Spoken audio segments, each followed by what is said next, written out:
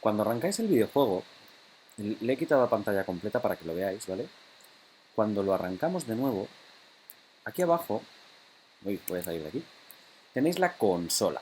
En la consola os pueden salir tres tipos de mensajes. De hecho, fijaros, tengo aquí un mensaje, ¿vale? Con este simbolito y que está apareciendo, ya lleva 17.000 veces, va a llegar a las 18.000, ¿vale? Es decir, sale muchas veces. Dejadme pararlo y vamos a hablar un poquito acerca de los mensajes de la consola. Si la consola no os aparece por lo que sea, la tenéis en Windows y console, a ver si la ve. ¿Dónde estás? Aquí, console, aquí abajo. ¿De acuerdo? Esto habilita, deshabilita la pestaña console. ¿De acuerdo? Esto es para los que no os salga esta ventana. Entonces, tres tipos de mensajes que nos pueden salir por la consola. Unos son de color rojo, con este simbolito de aquí, que es como un stop con una exclamación. Unos son de color amarillo, con un triángulo, y otros son con una burbuja de color blanco.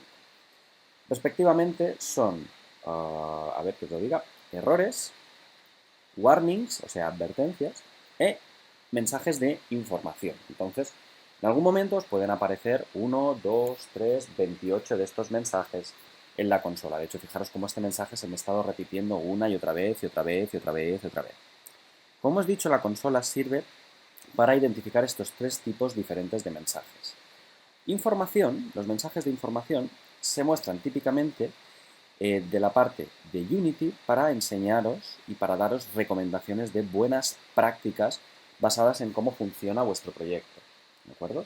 Los warnings, las advertencias de color amarillo, son un poco más serias y representan problemas en el código o en la escena, los cuales, si no se corrigen, podrían llevar a cabo comportamientos inesperados o incluso poco óptimos, ¿no? Que la escena no funcione correctamente. Finalmente, los rojos, los errores, describen zonas del código que hay que mirar sí o sí, requieren de inmediata atención, requieren que vosotros metáis mano ahí. Algunas veces estos errores incluso van a hacer que vuestro código ni siquiera arranque al darle al play, y otras veces que al darle al play arranquen, pero resulten en un error, en un crash, en la pantalla congelada, lo que se llama un freeze, y son los llamados bugs o bugs, ¿no? En inglés, que seguro que odiáis a muerte. Sabéis que hay muchísimas empresas de videojuegos, no voy a decir cuáles, que suelen lanzar los videojuegos a mercado y tienen errores, tienen bugs, que el personaje no se ve, no salta, se parte por la mitad, bueno, habéis visto todo tipo de errores. Estos son los que van de color rojo, si no vais con cuidado, y hay que intentar corregir siempre. Yo siempre os diré de corregir los tres, es decir, intentar que aquí veáis 0, 0, 0. Yo en mi caso tengo todavía un unito, pero bueno, que sepáis que la consola es vuestra amiga y os ayuda a identificar posibles errores. Yo os diría casi casi que tener la consola en Unity es como tenerme a mí de profe en clase. Ya sabéis que yo me dedico a dar clase tanto en la universidad como en varios FPs y cursos de desarrollo de videojuegos, y es como tenerme a mí en clase, ¿no? Tú en clase levantarías la mano, yo me acercaría y te ayudaría a corregir tu error, pero evidentemente tú en casa no me tienes a mí. Así que esto es lo más parecido que tendréis a un Juan Gabriel cerca de vosotros. Fijaros ahora que se ha calmado el ventilador del ordenador, lo que le cuesta calmarse, ¿eh? Porque la escena de Unity chupa muchos, muchos, muchos recursos. La iluminación, que hace que los videojuegos sean tan bonitos, utiliza muchísima RAM. Y os digo yo que utilizo un portátil que tiene ni más ni menos que 16 GB de RAM y un i7, para que veáis cómo se pone el ventilador cuando Unity está funcionando, ¿vale? Las operaciones, lo que os he dicho, son cálculos de millones y millones y millones de cálculos por segundo. Entonces, ¿qué os estaba contando? Sí, la consola, que es vuestra amiga. Os va a ayudar muchísimo. En particular, bueno, nos ha ayudado ahora mismo a encontrar aquí un error, ¿vale? Hay dos audio listeners en la escena. Por favor, asegúrate que hay exactamente solo un audio listener en la escena. Bueno, la primera pregunta que me tendríais que hacer es, ¿qué es un audio listener? Bueno, un audio listener, en general cualquier listener, es un objeto, es una componente asociada a vuestros game objects que se encarga de escuchar, de ahí el nombre listener, algunos eventos. Por ejemplo, el toque en la pantalla, mover, deslizar el mouse, pulsar una tecla y en este caso reproducir o escuchar, mejor dicho, audio.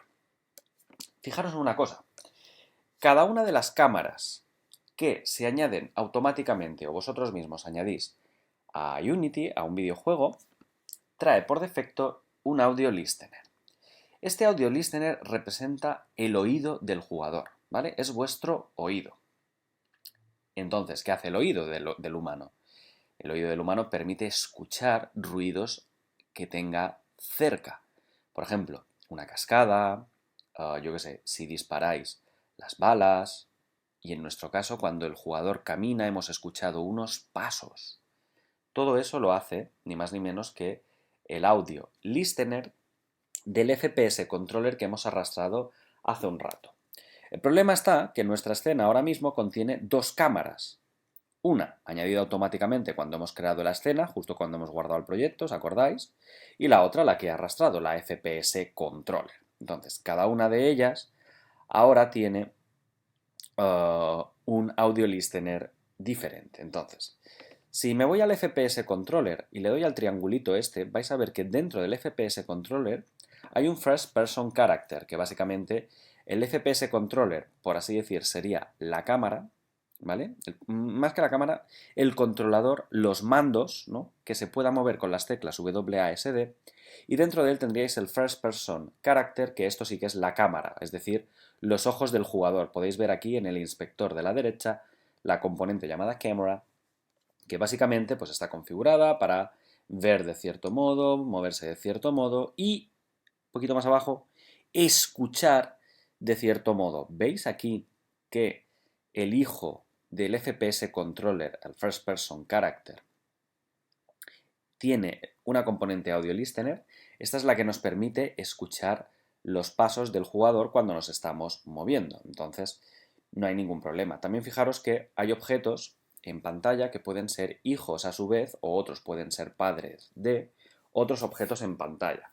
Esto es lo que se conoce con el nombre de jerarquía y de hecho por esto a este panel de aquí se le llama la jerarquía de la escena, porque hay objetos dentro de otro que actúan como padres o hijos respectivamente.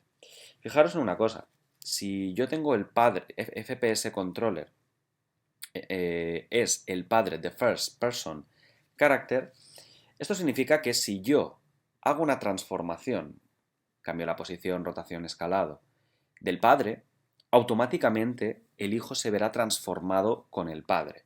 Esto es muy útil, yo que sé, si estáis diseñando una casa, esta porque venía diseñada, pero yo que sé, si estáis diseñando una casa y queréis poner pared de delante, detrás, izquierda, derecha, techo y suelo, son 6 componentes que si los agrupáis en un mismo GameObject llamado casa, los podéis mover todos juntos. Lo digo porque imagínate que tú diseñas esa casa y luego quieres tener otra exactamente igual. ¿Tienes que copiar 6 componentes? Pues no, la idea es que no, se crea un GameObject que le llamaremos el padre y se duplica ese padre, significando que todos y cada uno de sus hijos se moverán, se transformarán con él. Y esto es una cosa muy importante porque tú te puedes dedicar, ahora tienes 5 minutos libre, dibujas una casita, ahora tienes otros minutos libres, dibujas un árbol, dibujas un muro, vas dibujando, dibujas suelo y, yo que sé, el día que tienes más tiempo, con todos esos objetos que has preparado, esos padres, puedes crear unas escenas bestiales copiando, pegando, moviendo, copiando, pegando, moviendo, copiando, pegando, moviendo. Tenedlo en cuenta. En particular, el First Person Character, que es el hijo del FPS Controller, tiene este audio listener, ¿no? Que nos permite oír los pasos del jugador. Podríamos eliminarlo, ¿no? O desactivarlo. Se puede desactivar desde aquí y si lo queréis eliminar desde la rueda dentada de la derecha, hay aquí un, a ver, remove component, ¿vale? Esto se lo cargaría. Y este es... ¡Ay! No me lo quiero cargar. ¿Vale? Y este simplemente lo deshabilitaría. Pero claro, si yo me cargo el audio listener del jugador, del first person character, voy a dejar de oír esos pasos tan magníficos. O incluso si luego ponemos algún que otro ruidito o algún que otro, yo que sé, cualquier cosa que podamos poner por la escena la dejaríamos de oír. Lo normal sería que, pues en lugar de tener dos cámaras, la que viene por defecto la tenéis aquí y la del jugador que la tenéis aquí, pues básicamente solo dejaremos la del jugador, ¿de acuerdo? Y la main camera lo que podemos hacer es cargárnosla. Y diréis, ¿y por qué no te cargas solo el audio lister de la cámara? Bueno, es que esta cámara no hace absolutamente nada de nada de nada, así que la seleccionáis, botón derecho, delete, o le dais al botón suprimir o borrar de vuestro teclado, pum, os habéis cargado la cámara duplicada Y, si no me he equivocado, le damos al play. Uy, qué susto me ha dado, por Dios. Voy a borrarla. A ver si me deja borrarla. Bueno, ya veis que ya no sale más este mensaje. Y voy a pasearme. Oís, evidentemente, los pasos. Oye, acojona esto, ¿eh? Yo de noche a este juego no juego. Vale, me voy paseando por aquí. Voy a saltar un poco. Si veis que hay algún objeto, por ejemplo, esta casa de aquí está un poco flotando, ¿vale? La podéis ir ajustando en el editor, ya lo sabéis, ¿vale? Entonces os podéis ir paseando ya. ¿De acuerdo? Ahí está. Fijaros qué bonito es. Me voy a pasear aquí por el monumento al Holocausto. Yo te digo que esto es un juego de miedo y con estos pasos, vamos, yo pego un salto aquí en mi casa, ¿eh? Entonces, fijaros, ya no salen más errores por pantalla, podéis escuchar el audio perfectamente, ¿de acuerdo? Y entonces ya tenéis bien configurada la escena y sin errores. Y de paso habéis visto cómo leer la consola y cómo saber trabajar con información, advertencias y errores.